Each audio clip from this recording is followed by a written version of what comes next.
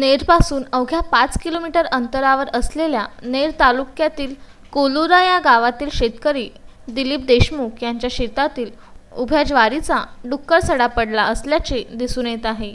मी एक शेतकरी दिलीप देशमुख बोलतोय की माझ्या शेतात शासनाच्या व विद्यापीठाच्या सल्ल्यानुसार शेती गट नंबर 227 मध्ये आंतरपीक म्हणून ज्वारीची लागवड केली।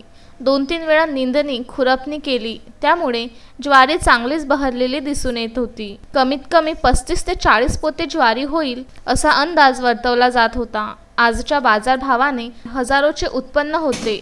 माझ्या या ज्वारीची 1.62 गुंठ्यात लागवड होती। मिलिजियाच्या बिमारीमुळे शहरातील डुकरे खेड्यात सोडल्यामुळे आज माझे हजारोच्या घरात नुकसान झाले आहे।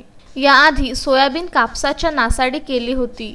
याबाबतची तक्रार नेर येथील फॉरेस्ट ऑफिसला केली व त्यांनी तशी विनंतीही केली की ज्या ठिकाणी रिझर्व्ह फॉरेस्ट ऑफिस आहे किंवा व्याघ्र प्रकल्प आहे अशा ठिकाणी सोडून द्यावे।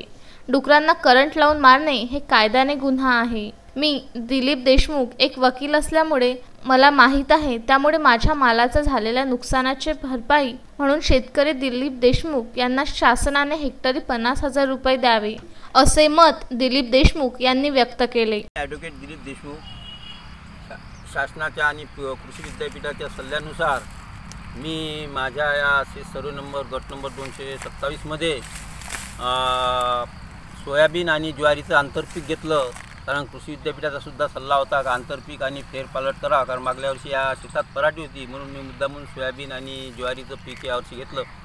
परंतु ते पीक घेतल्यामुळं काय झालं का ज्वारी आणि सोयाबीन घेतल्यामुळे त्यामुळे तणनाशक मारू शकलो नाही। तरी पण मी 2 निंदन दिले, याला 2 डवऱ्याचे फेरं दिले, परंतु यावर्षी इतकं पाणी झालं का सगळं तण झालं आणि त्यानंतरसुद्धा चांगली ज्वारी आली, भरभरून आली, परंतु ज्वारी माझ्या याच्या पाखरानं संपूर्ण ज्वारी चाटून घेतली आणि त्यानंतर डुकरानं हे सगळी ज्वारी पाळलेली आहे।